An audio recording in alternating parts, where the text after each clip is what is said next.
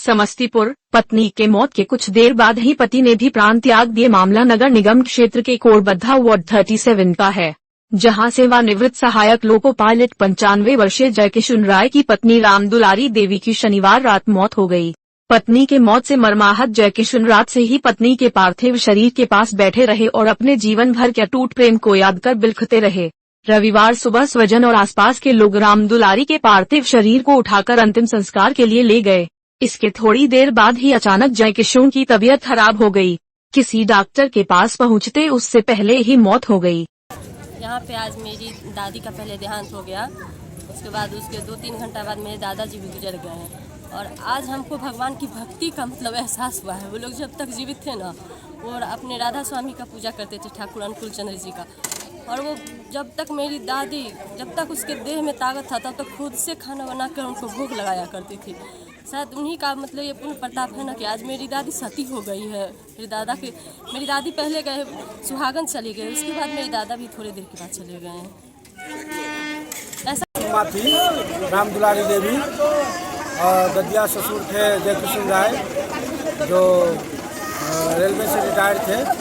तो कल जो है सो हमारी ददिया सासू माँ की देहांत हो गई, जो 90 प्लस उनका उम्र था।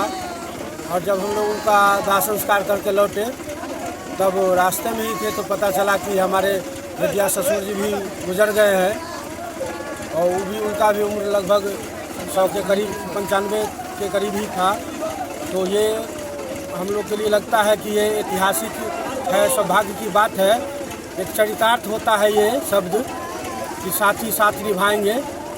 तो हम लोग को देखने कभी ऐसा सुने नहीं थे कि जो पति पत्नी एक साथ चला जाए, तो आज देखने को मिल रहा है। ये सौभाग्य की बात है। हम लोग इतने उम्र में गुजरे हैं, हम लोग मन में खुशी है। यहाँ पे आज सबसे पहले रामदुलारी जी का कल शाम में निधन हुआ।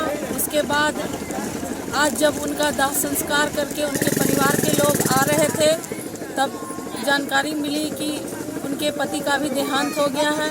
ये बड़े ही सौभाग्य की बात है कि हमारे हिंदू धर्म में ये माना जाता है कि इस तरह से साथ में जाना, 7 जन्म तक साथ निभाने का ये होता है। और वह बड़े ही पुण्यात्मा थे, इसीलिए हम लोग उनका दर्शन करने यहाँ उपस्थित।